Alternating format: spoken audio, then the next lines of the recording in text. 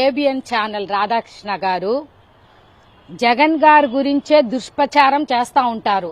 జగన్ గారిని ఎలా తిట్టాలి, జగన్ గారి గురించే మాట్లాడడం తప్ప ఏబిఎన్ రాధాకృష్ణ గారికి ఏం మాట్లాడాలనేది కూడా తెలియటం లేదో ఏమో. మళ్ళీ ఎంతసేపు ఏబిఎన్ ఛానల్ యాంకరింగ్ కూడా సరిగా లేదు. ఎప్పుడు రాధాకృష్ణ గారు మీకు బుద్ధి బాగా ఉందా లేదా అనేసి అనుకుంటా ఉన్నాను. వయసు పెరుగుతాందే గాని బుద్ధి మాత్రం సరిగా లేదు. రాధాకృష్ణ గారు ఎప్పుడు జగన్ గారి గురించి దుష్ప్రచారం చేయటంలోనే మీరు ఉంటారా? ఏబిఎన్ రాధాకృష్ణ గారు చంద్రబాబు నాయుడు గారు చేసేటివన్నీ మీకు కనిపించడం లేదా? పచ్చ ఛానల్కి ఎప్పుడు కామెంట్లు పచ్చగానే ఉన్నట్టు మీకు పచ్చ ఛానలే తెచ్చుకుంటా అంటారు కానీ యువతల ఛానల్ ఏమీ లేవా? రాధాకృష్ణ గారు ఒకటే చెప్తా ఉంటాను, మీ ఛానల్ మూసుకునే పరిస్థితి వస్తుంది మీ తొందరలో. ఎందుకంటావేమో చూడండి, ప్రతి చోట మీ యొక్క పేపర్ను ఎలాగ కాలుస్తా ఉంటారో మీ ఛానల్ ను మూసుకునే పరిస్థితి వస్తుంది. జగన్ గారిపై ఏంటయ్యా నీకు దుష్ప్రచారము? నాకు తెలియక అడుగుతాను. ఆరోపణలు తప్ప జగన్ గారు నామజపం చేస్తా ఉండారు. ఆ నామజపంలోనే జగన్ గారు రేపు 2029లో అత్యధిక మెజారిటీ వస్తుంది. చూడండి రాధాకృష్ణ గారు, మీ ఛానల్ ను మూసుకునే పరిస్థితి మాత్రం తప్పకుండా వస్తుంది. మీ ఛానల్ దగ్గరికి ప్రతి వాళ్ళు మంటగా ఉండారు. తెలియని మీ మీద అంత వక్రీకరణ ఇస్తా ఉండావు అంటే నువ్వెంత నీచమైన వాడివో అర్థమవుతాంది రాధాకృష్ణ గారు. నిన్ను అందరూ ముట్టడిచ్చి కొడతారు. ఫస్ట్ ఆఫ్ ఆల్ నిన్ను ముట్టడిచ్చి రాధాకృష్ణ గారు మీ యొక్క ఛానల్ ముట్టడిచ్చి ఖచ్చితంగా కొడతాము. మీరు తస్మాత్ జాగ్రత్త. పచ్చ ఛానల్ కు కొమ్ము కాసే రాధాకృష్ణ గారు మీ పేరే అది. పచ్చ ఛానల్ కు తప్ప నువ్వెవరికి ఎంతసేపు ఉన్నా మీరు ఎవరిని పిలిచేది ఒక ఛానల్ అంటూ ఉంటే దానికి కొంచెమైనా బుద్ధి జ్ఞానం ఉండు మాట్లాడించాలా. ఎంతసేపు ఉన్న జగన్ గారి జపం చేస్తారే, సిగ్గు సరం లేని రాధాకృష్ణ గారు అని అంటాను నేను. మీకు జగన్ గారి మీద దుష్ప్రచారం చేయాల్సిన అవసరం ఏమొచ్చింది? జగన్ గారి రాష్ట్రానికి ముఖ్యమంత్రిగా ఉన్నప్పుడు అన్ని నెరవేర్చారు. మీ చంద్రబాబు నాయుడు గారు రేవంత్ రెడ్డితో కలిసి నీళ్లు సరఫరా చేయలేని దుస్థితికి ఏర్పడిందంటే మీ ఛానల్ ఎంత గబ్బు ఛానలో అర్థం చేసుకోండి రాధాకృష్ణ గారు. ఫస్ట్ ఆఫ్ ఆల్ గా చెప్తాను, మా జగన్ గారి గురించి మాట్లాడే అధికారము కూడా మీకు లేదు. మీరు మీ ఛానల్ ను మూసుకునే పరిస్థితి వస్తుంది. మీ పేపర్ ను కూడా మూసుకునే పరిస్థితి, ఎవరు వేసుకోని పరిస్థితి తెచ్చుకోవాకండి రాధాకృష్ణ గారు. తస్మాత్ జాగ్రత్త. మీరు ఈ ఆడవాళ్ళంతా వచ్చి నీ పేపర్ ను మీ ఛానల్ ను ముట్టడించే పరిస్థితి తెచ్చుకోవాకండి. మా జగన్ గారి గురించి ఈసారి మాట్లాడితే మేము ఊరుకునేదే లేదు. అందరం వచ్చి మిమ్మల్ని ముట్టడిస్తాం రాధాకృష్ణ గారు. ఆంధ్ర రాష్ట్రంలో 2026వ సంవత్సరం మరింత దరిద్రంగా తయారవుతుందని నిదర్శనం ఈ కూటమి ప్రభుత్వం చేస్తున్న చర్యలు. నిజంగా చెప్పాలంటే ఆంధ్రప్రదేశ్ ఉమ్మడిగా ఉన్నప్పుడు తెలంగాణ నుంచి విడదీయాలి అని మొట్టమొదటి సంతకం పెట్టిందే చంద్రబాబు నాయుడు గారు. అలా రాష్ట్రానికి ఆయన ఎప్పటికీ ద్రోహం చేస్తూనే ఈరోజు కూడా అమరావతిలో మన రాజధాని కట్టడానికి ఆయన చేపడుతున్న ఈ కార్యక్రమం ఏదైతే ఉందో అది నిజంగా వృధా అవడానికే సంకేతం. ఎంతో మంది నిపుణులు, సలహాదారులు, అలాగే రాజధాని కట్టొచ్చా లేదా అని అమరావతిలో కమిటీలు వేసి చర్చించారు. ఆ కమిటీల రిజల్ట్లన్నీ కూడా అక్కడ రాజధాని కట్టడాలు, పెద్ద పెద్ద బిల్డింగ్లు కట్టడం అంతా చాలా కష్టము, అక్కడ ఏవి నిలవవు, ఒక చిన్నపాటి వర్షపాతానికే వరదలొచ్చి అక్కడంతా చాలా అస్తవ్యస్తంగా అవుతుంది అని నిపుణుల కమిటీ కూడా నిర్ధారించి చెప్పినా కూడా ఈనాటికి దానిపైనే కూర్చొని అదే పట్టుగా అమరావతిని మన రాష్ట్ర రాజధాని చేసి తీర్తామని పట్టుబడుతున్నారు.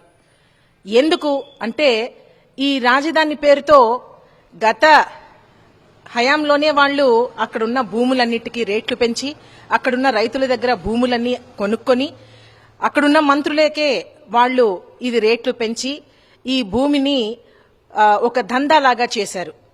అమరావతిని మించి ఎన్నో ప్లేస్లు ఉన్నాయి రాజధానిని కట్టడానికి.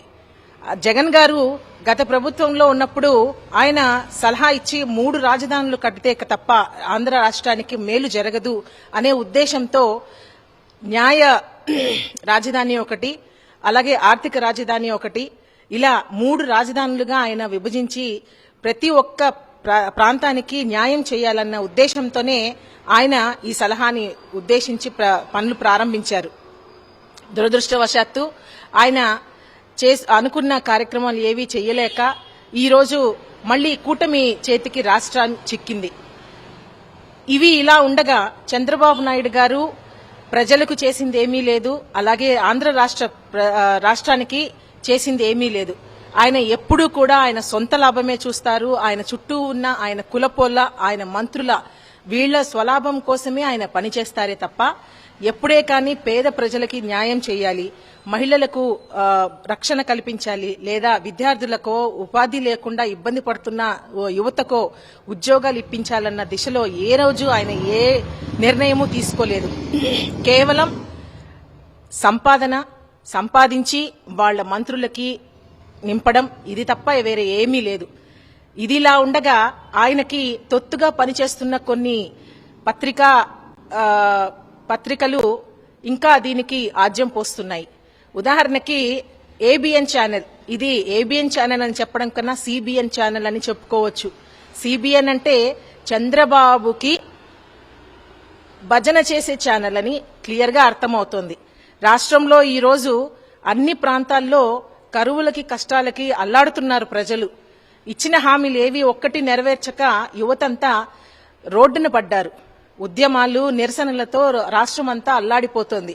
ఇవేవి కంటపడని ఏబిఎన్ ఛానల్ వాళ్లకి, ముఖ్యంగా రాధాకృష్ణ గారికి కేవలం అమరావతి గురించి మాత్రమే పట్టింది. ఆయన ఎంతున్నా చంద్రబాబు నాయుడిని ఒక హీరోగా, ఆయనే ఒక సుప్రీం హీరోగా చిత్రించి చూపించడం మాత్రమే ఆయనకి తెలిసింది. అలాగే వైఎస్ఆర్ కాంగ్రెస్ పార్టీ గురించి, ఆ నాయకుల గురించి వాళ్ళు ఏమి చేయదలిచినా ఒక చిన్న విషయం దొరికినా కూడా ఏబిఎన్ ఛానల్లో కూర్చొని నలుగురిని పంచాయతీ పెట్టి నలుగురితో మాట్లాడించి అవహేళన చేయిస్తూ ఈరోజు ముఖ్యమైన ఏ పనైతే ఉందో దాన్ని పక్కదారి పట్టించే విధంగా వీళ్ల వికృత చేష్టలన్నింటినీ ప్రదర్శిస్తూ వాటిని ఏబిఎన్ ఛానల్లో ప్రచారం చేస్తున్నారు. ఇది నిజంగా జర్నలిజంకి, పత్రికా సమాజానికే ఒక తలదించుకోవాల్సిన విషయంగా మారింది. ఇది ఈ మధ్యనే చాలా ఎక్కువ అయిపోయింది. ఎందుకంటే ఒక రాజకీయ పార్టీకి, ఒక రాజకీయ నాయకుడికి తొత్తుగా మిగులుతూ ఈరోజు ప్రజల గురించి పట్టక రాష్ట్రంలో జరుగుతున్న కష్టాలన్నింటినీ పక్కన పెట్టి కేవలం రాజకీయ కక్ష, అలాగే రెడ్ బుక్ రాజ్యాంగంలో ఏమైతే ఉన్నాయో వాటిని మాత్రమే చదువుతూ రాస్తూ కాలం గడుపుతున్నట్టుగా ఉంది. ఇది నిజంగా ప్రజలందరూ చూస్తున్నారు. ఈ రోజు ఏబిఎన్ ఛానల్ చూడడానికి కానీ, ఏబిఎన్ ఆంధ్రజ్యోతి పేపర్ చదవడానికి కానీ చాలా మంది ఇంటెలెక్చువల్స్ విసుక్కుంటున్నారు. ఎంతసేపు భజన తప్ప ప్రజలకు ఉపయోగపడే సమాచారాన్ని ఏది ఇవ్వట్లేదన్న ఉద్దేశంతోనే ఈ రోజు ఏబిఎన్ ని అందరూ చిత్కరిస్తున్నారు. గతంలో కూడా ఏబిఎన్ విషపు రాతల వల్ల ప్రజల్లో కానీ, భక్తుల్లో కానీ చాలా మనోభావాలు దెబ్బతిన్నాయి. ముఖ్యంగా వైఎస్ఆర్ కాంగ్రెస్ పార్టీ గురించి, జగన్ గారి గురించి, అలాగే చాలా మంది గురించి లేనిపోని అవమానకరమైన మాటలు, అపోహలు ఇవన్నిటినీ కూడా సృష్టించి వాటిని వండి వార్చి నలుగురితో కూర్చొని ఒక రాజకీయ కార్యక్రమంగా ఆయన ప్రచారం చేస్తున్నారు. ఇది నిజంగా ఆయన చదువు, ఆయన సంస్కారము, ఆయన చేస్తున్న ఈ జర్నలిజం వృత్తికి తీరని సిగ్గుచేటు అని మేమందరం భావిస్తున్నాం. ఇప్పటికైనా రాష్ట్ర ప్రయోజనాలు కావాలని, రాష్ట్రం బాగుపడాలని ఆలోచిస్తూ సిబిఎన్ కానీ, ఏబిఎన్ కానీ ఇద్దరూ దయచేసి మీ సొంత స్వలాభాలు పక్కన పెట్టి రాష్ట్రానికి ఏం కావాలి, రాష్ట్రంలో ఏం చేస్తే వృద్ధి పడతారు, ఇక్కడ ప్రజలు పేదరికంలో కొట్టుమిట్టాడుతున్నారు, PS4 అన్నారు, దాని గురించి పట్టించుకోలేదు. ఉద్యోగాలు ఇప్పిస్తాము క్యాలెండర్ పెట్టి అన్నారు, దాని గురించి పట్టించుకోలేదు. మహిళలపైన అత్యాచారాలు జరుగుతున్నాయి, దాని గురించి ఒక రక్షణ లేదు. పోలీసు శాఖ వాళ్ళు ఏమీ పట్టించుకోవట్లేదు, కేసులు పెడుతున్నారు, అక్రమంగా అరెస్టులు చేస్తున్నారు. వేటి గురించి కూడా మీ పత్రికలో కానీ మీ ఛానల్లో కానీ ఎక్కడ ఒక చిన్నపాటి చర్చ కూడా జరగదు. మీకు కావాల్సిందల్లా ఎంటర్టైన్మెంట్. ఈరోజు సమాచార ఛానళ్లు కూడా ఒక ఎంటర్టైన్మెంట్ గా ఒక టీఆర్పీ రేటింగ్ల కోసం మాత్రమే పనిచేస్తున్నాయంటే అది నిజంగా తలదించుకోవాల్సిందిగా రాధాకృష్ణ గారిని నిజంగా చెప్తున్నానండి. ఆయన గొప్ప స్థానం ఉంది ఆయనకి. ఆయనలో రాసే ఒక రాత కానీ ఆయన చూపించే ఒక కార్యక్రమం కానీ ప్రజల్లో ఒక చైతన్యం నింపే విధంగా ఆయన పనిచేస్తే మంచి జరుగుతుంది, మేలు జరుగుతుంది. ఇంకా కూడా ఆయన చంద్రబాబు నాయుడుకి భజన చేయడంలోనే ఆయన వృత్తి మొత్తాన్ని ఆయన రానున్న కాలాన్ని మొత్తము పనిపెడతానని నేను ఆలోచిస్తున్నాను.